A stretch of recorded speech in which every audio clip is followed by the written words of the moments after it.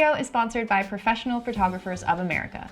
Join a community of over 35,000 photographers and find equipment, insurance, education, and business tools made specifically for small business owners like you and I. It's the superior flavor of ketchup chip. If you're from America and you don't know what ketchup chips are, you're missing out. Here we go. Well, those are my two favorite kinds. Do you have anything else you want?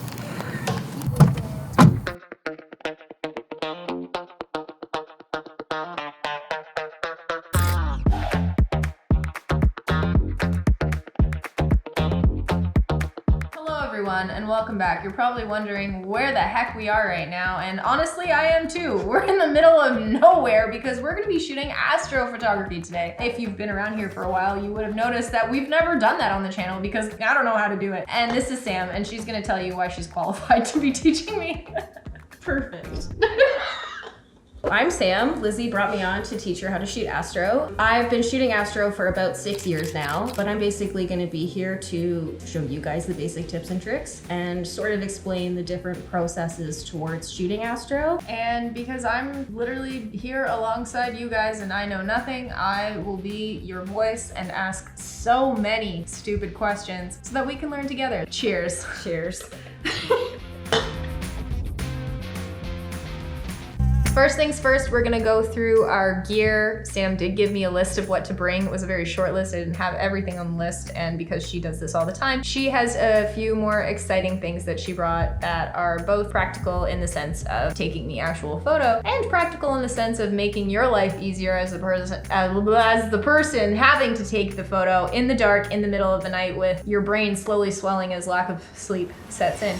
So, what'd you bring and why? It's gonna seem pretty standard. The first thing that you're gonna wanna bring is obviously your camera, but the biggest thing for me when shooting astro is going to be the lens that you're bringing. The lens is obviously not a make or break situation. I shoot on a 35 1.8 and I actually stop it down to f2. I find f2 is the best for me for shooting astro for stacking, just because it gives me a smidge more clarity than shooting wide open, but it's still gonna give me a lot more natural light than say a 2.8 variable lens like the one I have here. If you don't have any prime lenses and you have anything with a 2.8 aperture, that's gonna be your next best option. The next biggest thing is gonna be a tripod. So when you're shooting astrophotography, you're going to be shooting in extensively long exposures, basically. No matter what you're doing, your shutter is gonna be open for about 10 seconds or longer regardless. Ideally, if you have like a shutter remote, that's an even better situation. I don't have one for this camera here, so I actually shoot astro on a timer, but anything that can prevent you from actually manhandling the camera while you're shooting will give you super clear astro. The next biggest thing I find is basically going to be the light that you have with you. You're going to hear astrophotographers mention red light a lot. That's because when your eyes have adjusted to the darkness, using a red light will prevent them from sort of bouncing back to adjusting. So if you use a red light and your eyes are adjusted to the dark, once you turn that light back off, your eyes will still be adjusted to the darkness. My go-to when I'm shooting astro is this little headlamp. I got it out of a cereal box when I was like 8 years old. It's from a Spider-Man kit, but it has a red light. So whenever I need to shoot astro, this little guy tilts 90 degrees down whenever I'm using my camera. And then if I want, it also has a full white light as well, depending on where I am. If you don't have a headlamp, really any RGB light will do. So I have the little Godox R1. This is like $100 LED light, but I have it set to red. Basically, whenever I need to use it, just flick it on, good, flick it back off. When I first learned this trick though, I didn't actually have any red light on me, but I didn't want to be the only person going blind every 30 seconds. So what I actually did is I took a red photo off of the internet and I just made it my lock screen on my phone. So whenever I needed to use a red light, I would basically just click my phone on, give myself a little faint red light, click it back off, and I'm done. And that's going to be like a super quick free solution if you want red light without having to shell out for this. The last thing is something I don't typically prefer to use, but that's going to be my star tracker. This is basically a revolving platform that connects to my camera. So whenever I'm shooting, this guy's basically going to rotate with the rotation of the night sky. So instead of getting star trails from longer exposures, this guy's basically going to follow the stars, allow me to shoot for a lot longer without getting any sort of trailing or noise. So when you're leaving your shutter open for long periods of time, you're going to get light trails. They're going to move. You are moving, so it looks like the sky is moving. So instead of it being like a sharp little pinpoint of a star, it's going to look like a little line. And so when you use something like this a star tracker, it's actually going to move with you or appear like it's moving with the sky. It's gonna give you that sharpness that you need in the photo and no light trails. What is really cool about all of this gear, as you guys can see, is this is a very modest kit. Some of what we have here is obviously expensive, but we don't have a lot of stuff. We can definitely shoot this pretty light, pretty run and gun, and I think that's something really cool to be said about what you guys can do after finishing this video. Please don't stop now. Please watch the rest of it because it's just getting good. So now let's go take some photos, yeah? Yeah, let's go take some photos. That sounds good. Operating without insurance is risky business. And as photographers, you know, we kind of rely on our gear to work. So Incoming Professional Photographers of America, the sponsor of today's video. And naturally, at this point, this is where I tell you about all the amazing things that they offer. First, PPA has been helping photographers protect their businesses for over 100 years. And in 2022, they reached over 35,000 members. And becoming a member for a super affordable monthly price means you get up to $15,000 worth of equipment insurance, which includes full replacement coverage with a $350 flat deductible, or you can repair your equipment with a $50 flat deductible. You get data loss, negligence, and malpractice protection with PPA's indemnification trust. And one of PPA's most useful business resources is their customizable contracts. Now that includes proposals, cancellation letters, model releases, copyright transfers, and so much more. So whether you're a beginner or you just want to make sure you start off on the right foot, check out the link in the description to see all of what PPA has to offer and to get a special discount of $25 off your membership. And back to the video. It's kind of fun when you can see the bug before it hits the windshield. In like a sort of up way, it's like I watched your demise coming. Although you can't tell at all where we are, and this looks like we're in the Blair Witch Project, we've reached our location to shoot. It's a boat launch. So how did we find this location? So right now what we've got is I found us a sort of public boat launch that faces onto a very small little lake that faces southwest, and then it has a very, very quiet side road running along that has some really, really nice small trees, deciduous and evergreen. So we're going to be able to get some really nice foreground shots, but we're also going to be able to get some shots ideally of the core sort of rising right over that lake, and we're going to be able to get some really nice reflections too. I typically will use a combination of a dark sky chart, which is basically going to be a radar map of any sort of location in the world. That'll basically give you a color grading system based on how much light pollution there is. So anything in like the red or yellow zones would be something like Toronto, which has a lot of light pollution bouncing around. Something like Tobermory, which is a conservation area like way out in the middle of Lake Huron, is going to be pitch black on a dark sky chart. Where we are currently situated is like a dark navy blue. I also use this website called Clear Sky Charts. You can literally just type in the location you want to look at and then dark sky chart or light pollution map and then clear skies. So we're going to be able to get some pretty clear shots of the sky without having to worry about the smoke from the forest fires. Hey! We did it! That was like a half high five. So please everyone try to ignore the frog in the background. Sam, tell us a bit about your setup. Right now we have our cameras positioned basically directly at the Milky Way core, and we've sort of been able to sort of gauge where it is. Depending on where you are, if you've reached a good area with no light pollution, you should be able to see it with the naked eye. It won't be as clear as it looks on camera because your sensor has a higher sensitivity to light than your eyes naturally do. There is an app called Photo Pills that most people use. That's basically going to be able to show you exactly where the Milky Way will be, at what time and what position. So if you want to use that, that's a really good way to just sort of hold your phone up and see where you're pointing. We've got our cameras set up on our tripod. Right now, I've got my camera set up with my 35 1.8 and you have your 1635 2.8. There is a rule typically for shutter speeds, which is called the 500 rule. That's basically going to be a sort of standard that people have set for astrophotography. Basically, super easy. Divide 500 by your focal length. So if you have like a 20mm lens, divide 500 by 20, 25 seconds would be your max sort of time to shoot. For the most part, it is a really good place to start, and you can kind of adjust your shutter speed and your ISO depending on what sort of trailing you're getting, or if you want more light to be picked up. My aperture right now is 1.8. I am gonna dial that down to 2 right now. I'm just keeping it as bright as possible for just sort of like gauging where everything is. It's on a 2-second timer, and then it takes 8 consecutive shots right after, each 15 seconds long. So that'll basically prevent there from being any camera shake from me actually pressing the shutter button. I do have all of the ISOs cranked up to about 6400. A lot of people would say that's excessive. 6400 I find for me is a really good way to make sure I'm getting all of the light sensitivity, all of the color, and I can just stack it all out after. And we'll cover exactly what the stacking looks like and how that's going to affect your final photo and how that's actually going to clean up a lot of that noise later. So make sure you stick around for the second portion of this video where we're much more well rested and we're talking about how to actually edit them. How do we compose our photo when we can't see anything? The way that I like to compose my shots is I like to figure out where the Milky Way is. I like to get some shots that really frame the sky as best as possible, and then from there I actually like to work around with my foregrounds as a separate sort of object. A lot of the times when you see those beautiful like HDR level photos, they're composites from people shooting their stars and their foregrounds in 2 separate images. Something like having a strong LED panel or a flashlight will actually make a huge difference, because you can actually illuminate your foreground just with light painting during the same exposure. That'll give you the ability to light up everything around you, get that color in there, and we're gonna be able to see everything in one clean shot.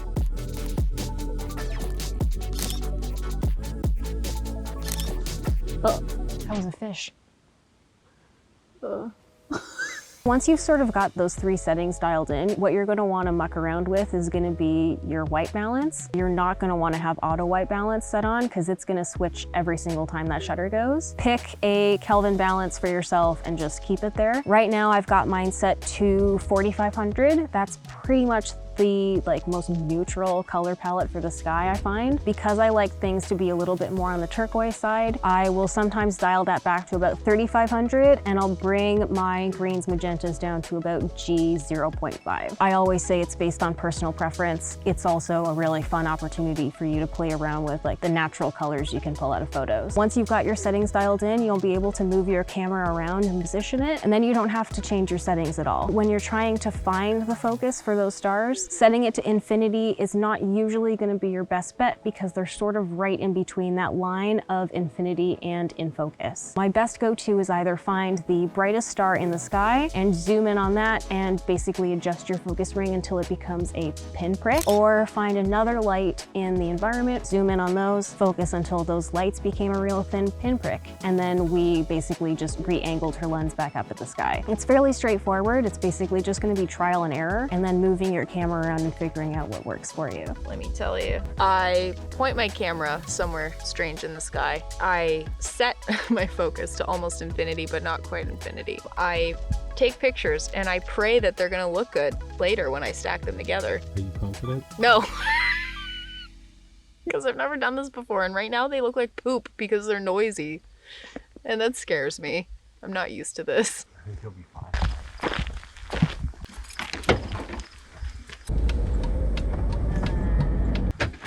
We survived. Truly unparalleled art was created, at least by Sam. We'll find out whether mine's any good later. For now, I'm going to bed. Too tired to be optimistic right now, I think.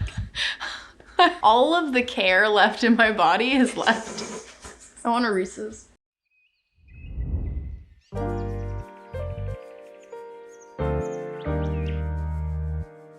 Hello everyone, and welcome back. It's now a few days later, and we're gonna be editing those photos that at the time I thought were poo, and we're gonna make them look less poo. So Sam is with us again, now with more sleep, and we're gonna walk through exactly how we stack these photos and make them look epic in Photoshop. So for starters, her photos were not poo. She needs to be a little bit nicer to herself. Pretty important. I had help. What we're gonna do is we have one of her stacks of 5 photos that we took of the sky at the beginning of the night, and we're gonna be pulling those into Photoshop, and we're gonna be processing those to remove the noise and bring out the beautiful aspects of the sky. The number one thing that we're gonna wanna do when we are loading these in is we're basically going to make sure that we have our color noise reduction turned all the way off. So when you zoom in, you wanna be able to see that crazy rainbow of color together. That'll help keep all of the saturation in the sky once we stack them and convert them so that there's no noise. If you guys remember when we were taking these photos, we had our ISO super high because we were not concerned about the noise in the photo. And that's why we did not have the color noise reduction turned on, because we want all of that data, and we'll show you why very shortly. You are going to have to rasterize the layers independently. So now that I've got them loaded and I have that color noise reduction turned off, I'm just going to go through and quickly rasterize those images, and then we can start converting them into a stack to take the noise out and make it very pretty. There are free processing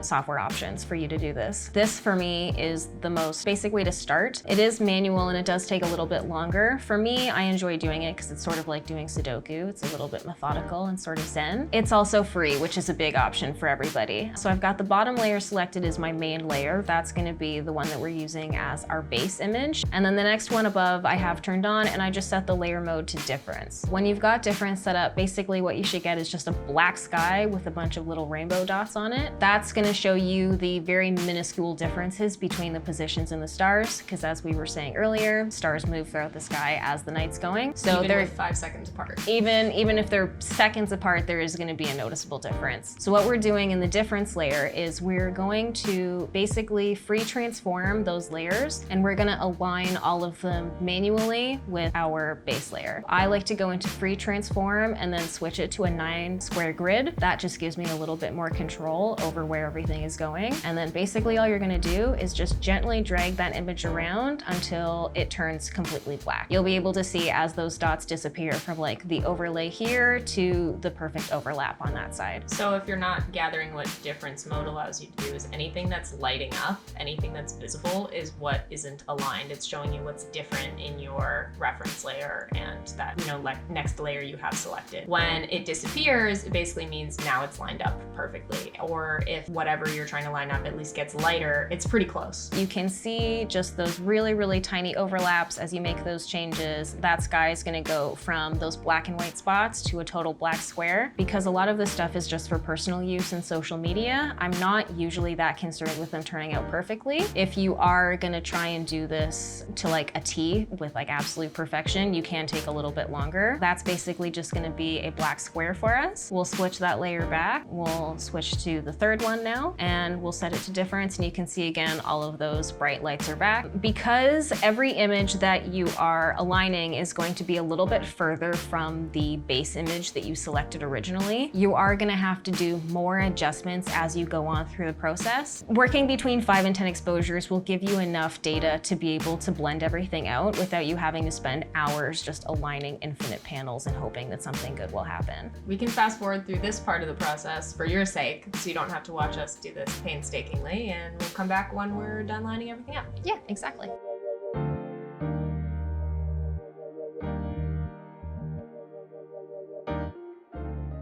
So we can see there's all the color noise and all the grain, and once we've got that rasterized, that's gone down to just a really nice image there. That also brought out a lot of the detail here in the sky because all of those whites and blacks are a little bit more clear for us. And you can see we've got a little bit more of that nebula here than we did in the photos we were working on earlier, which is very pretty. Cool. See? She did such a good job. She keeps saying that they're poo. I hate it. I don't know what to do. Depending on how many images you are going to be stacking, you are going to get more detail in those nebulas, and you are going to have it become even more seamless than the one we're working with. I find 5 is pretty much the minimum to start with if you want to get an image that's clean to work on in post-processing. Once I've got all these images loaded up in Photoshop, instead of me having to sort of flop between editing softwares, I'm going to just do the rest of the color grading in Camera Raw. Camera Raw is basically just Lightroom built into Photoshop, so if there's anything that you can do in Lightroom, you'll be able to do here in RAW without having to exit out of Photoshop. And the first things that we're going to want to do is figure out our exposures and our white balances, because those are going to be what sort of convey the vibe of the stars. For me, I like to keep mine more on the cool side, just to give that sort of illustration of it being like a really nice, calm, clear night. I know people who like to bring theirs more on like the purple side and give it more of an ethereal vibe. I try to keep it a little bit closer to what a night sky would look like in my head than if I was just imagining some fun, far off world. Once we've got that white balance brought up, my favorite thing to do is just bump up the exposure. Ideally, because we were shooting at that higher ISO level, we don't need to bump this up too much. I find literally like less than half a stop is perfect for me. And then we're gonna wanna bring the contrast down. Bring it probably about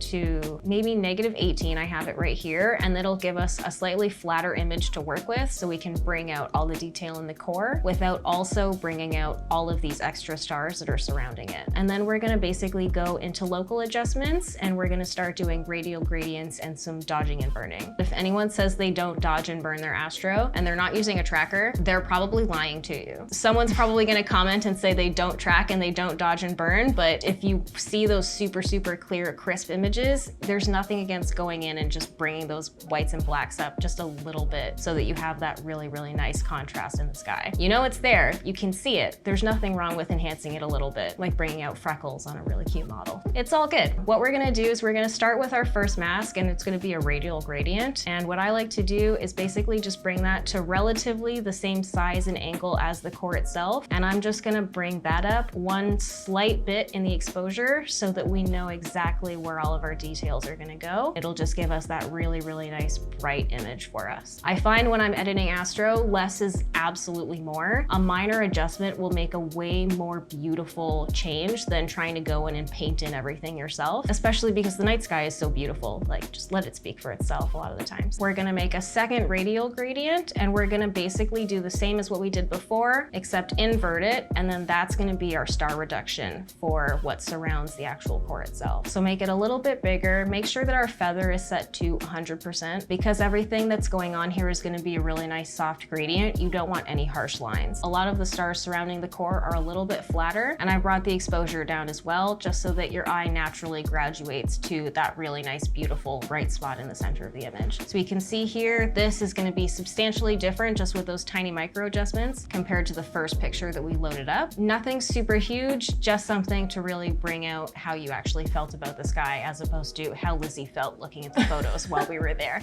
I get grumpy when I'm tired, I don't know what to tell you. It was 2 a.m. Like, I can't blame her for anything. Once I've got those 2 radial gradients implemented, we're gonna go in with our brush, and this is basically where we're gonna do some dodging and burning. So in Camera Raw, I have basically 2 masks that I'm gonna brush in. One's gonna be the darkness, just to help accentuate those shadows in the center of the core, and then we're gonna bring in some whites just to help bring out those really nice bright nebula clouds. And we're just gonna slowly start painting in all of these small branches. I don't really count it as cheating. It's already there. I'm just making it look prettier. And this is gonna look insane. It's gonna kind of look like the aerial view of a desert while I'm doing it right now on screen. But again, that's just because I'm trying to track out where I want everything to be. I'll bring all of that information down a lot before I actually finalize the image. This is just so I can see exactly where I'm going and I know I'm actually doing the right thing. And then we'll make this brush a little bit bigger. We'll just sort of pat that through the center here, and then we can kind of erase as we go. Right about here is probably where I would keep a lot of this branching. I'm gonna just bring out some of the darkness in the center of the core down here, just so that everything seems a little bit more even. But right now I've got my exposure over 2 stops darker than it needs to be. I'm probably gonna bring that all the way back up to less than half a stop again. And we can see that there's a huge difference there compared to that first picture. Just gonna reverse that. We're gonna brush, and then we're going to set that exposure to about less than half a stop higher, and we're just gonna brush in those brighter spots for us. It's all based on personal preference. Don't look at the numbers on the screen right now that we've got going on and assume that that's how it's gonna work for everybody, because different cameras take different photos, different locations have different amounts of pollution, light bouncing around, whether or not the moon's in the sky or not will have a huge effect on your image. Basically, when you've got a really, really clear night, and depending where you live, you won't have to do this quite so much because a lot of these branches will be a lot more obvious to you already straight out of camera. So right about now, I've got everything kind of painted in the way that I want it. Again, super, super subtle. If we click back to the original image, we can see that it's pretty much the same. We've just kind of brought those details out a little bit more. What I like to do is go back into my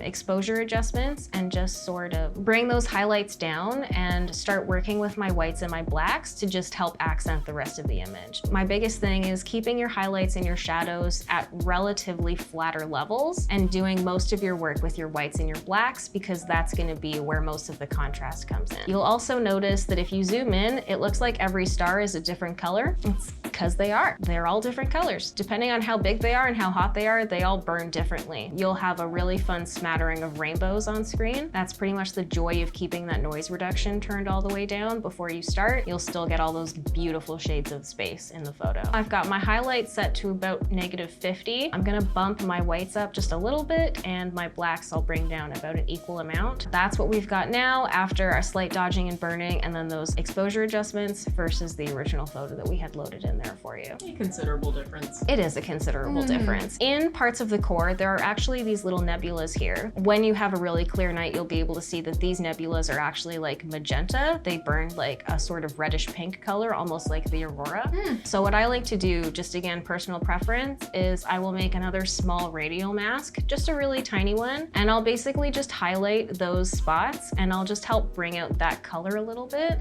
Just find whatever color tone. I like to go into the color picker and find the one that I think best matches the image that's already in front of me and then just help accentuate that a little bit. So we'll bring it to probably right about here. We can see, because I have that saturation at a little bit more than half, if we go back here, it just makes like this really subtle little purple accent for us. So we'll go in and we'll do that with both areas and just make sure that we get a really, really nice little purple accent in your image. It's all based on sort of trial and error, going in and making tiny adjustments based on what you want your image to look like. You can spend forever working on one ASTRO photo. As long as you're happy with it at the end of the day, it really doesn't matter how long you spent on it. This last step is just gonna be, again, a personal preference, but I've always liked those really like soft, glowy ASTRO photos. I find that they give off like a sort of heavenly sort of vibe, like just kind of reminding you that the world is not such a harsh and dangerous, evil place. All right, so what we're gonna do is basically we're gonna apply the Orton effect to this image and we're gonna just give it a really nice sort of soft, hazy glow. Super, super easy. What we're gonna do is we're gonna take that color graded image from Camera Raw. We're gonna duplicate that layer in Photoshop. We're gonna switch that blend mode to screen. So it's gonna look super, super bright and crazy. Trust me, we're gonna be able to fix this later. You're gonna wanna go into filter and we're gonna select the Gaussian blur. Right now I've got it set to 21.9. What we're gonna wanna do here is just apply a layer mask. We're gonna have that layer mask go on and we're going to invert that. We're gonna go to the brush tool and basically just make sure that we've got it set to a really nice soft image. I find bringing the opacity down helps really keep everything looking nice and soft. And then what you're gonna wanna do is literally just kind of go through and just enhance those spots in the photo where you would want that glow to be the most prominent. I like to keep it more localized to like right around the deepest part of the core where all of that contrast is gonna be at its most. Just kind of help accentuate where all of that brightness is coming through. This again is gonna look a little bit insane, totally fine. When you're shooting something like ASTRO in post-processing, soft lines and like really, really blurred out edges are gonna be your best friends. Just try and keep all of that feathering to its maximum amount. We're going to go into the fill levels of that layer where we were keeping that layer mask and that Orton effect, and we're basically gonna bring that down until it's at a level that we're happy with. I think that looks good. So we've got the original image versus the image with a slight amount of glow added to it, just enough to really bring out the nice glowing from the gases of space, basically, which is not like the most eloquent way of saying it, but that's what it is. It's just gas. Yeah, It's just gas. it's on fire. But right about here is pretty much where I would keep it for like a baseline edit, just in terms of color grading and then the basic dodging and burning.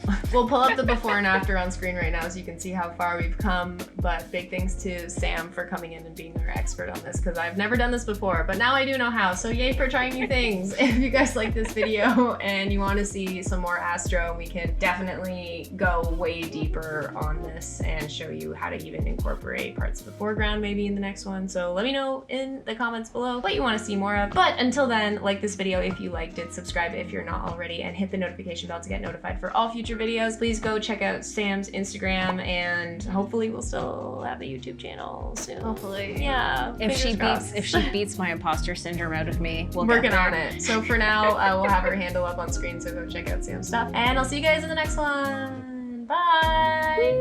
Yay!